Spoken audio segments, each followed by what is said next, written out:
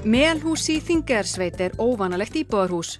Það stendur í göngufæri frá Stórutjarnarskóla á fallegum útsýnistað og í góðum samhljómi við náttúruna allt kring. Hjónin Ólafur Arngrímsson, fyrrverandi skólastjóri Stórutjarnarskóla, og eiginkona hans, Torfhildur Sigurðardóttir, hafa búið í Melhúsum síðan 2009 og unna hag sínum vel í þessu stór skemmtilega húsi. Þetta hús skal sér teiknað af Manfred Vilhjálmssyni arkitekt. Og það sami arkitekt og teiknaði Stórutjarnarskóla.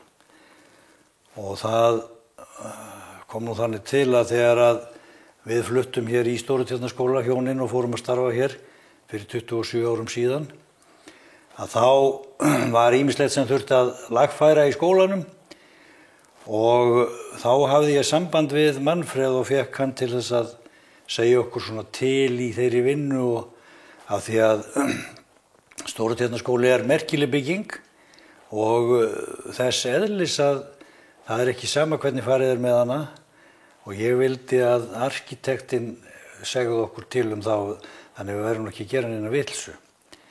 Og síðan þróaðist þetta nú þannig að við erum nú ágætis kunningjar við Manfred og þau komu hér hjónin oft á sumrin.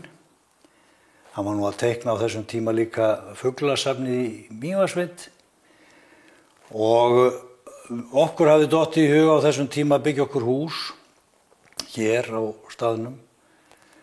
Heldum að það gott að eldast hérna.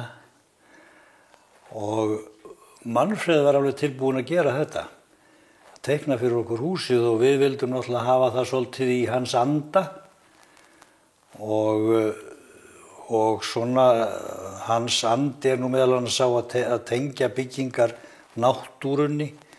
Reyna að láta þetta náttúruna og byggingarna renna saman og það gerði hann hérna fyrir okkur, finnst okkur allavega og við erum afskaplega ánægðir í þessu húsi. Þetta hús er mjög svona nútímalegt en samt sem áður svona skírskotun í fortíðina. Já, það rétt að þetta eru svona 3 bogaeiningar með flötum þökum á milli sem að minnir auðvitað á gamla íslenska burstabæinn. Þannig að hérna, og það eru byggingarefni hér líka sem að voru valin svona með tilliti til þess að þetta skírskotaði íslenska byggingahefð. Bæði það nú grasþakið sem á þakinu og svo líka bárujárn sem hér aðeins á veggjum.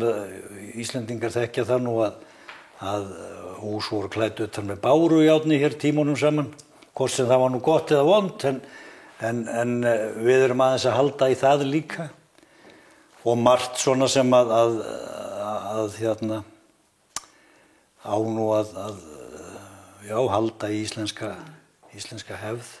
En hvernig það að vera með svona torfþak á nútíma heimili? Það ekkert mjög margir sem að öfunda mig af því. En ég sjálfur mjög ánægður með það. Fyrsta lagi finnst mér það mjög fallegt og ég held nú að konunni minni finnst það líka. en það þarf svolítið að hafa fyrir því. Við búum hér á mjög þurru svæði þannig að ég þarf að vökva það dálítið mikið. Og ég reyni nú að gera það. En svo þarf ég að sláða og ég geri það nú bara einu sinni á sumri. Fer ég með sláttuorf upp á þak.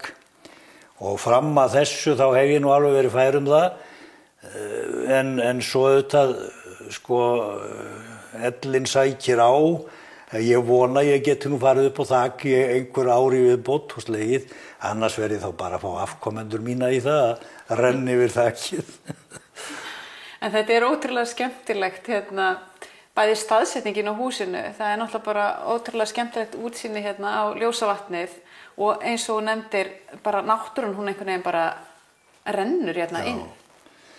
Já, það var það sem við hugsuðum og Manfred var ákaflega vel meðvitaður þegar hann teiknaði húsið. Það var það að reyna að tengja húsið, þannig að náttúran flæddi eiginlega inn stóra og síða glugga, þeir ná alveg niður í gólf. Þannig að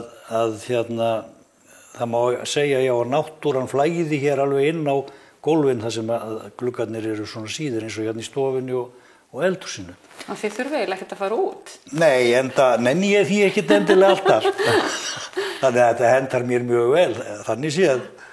Það sita bara hérna inn í stofu og njóta. Já, horfa bara út gluggann og ég gæti nú gert það stundum alveg heilu dagarna, sko.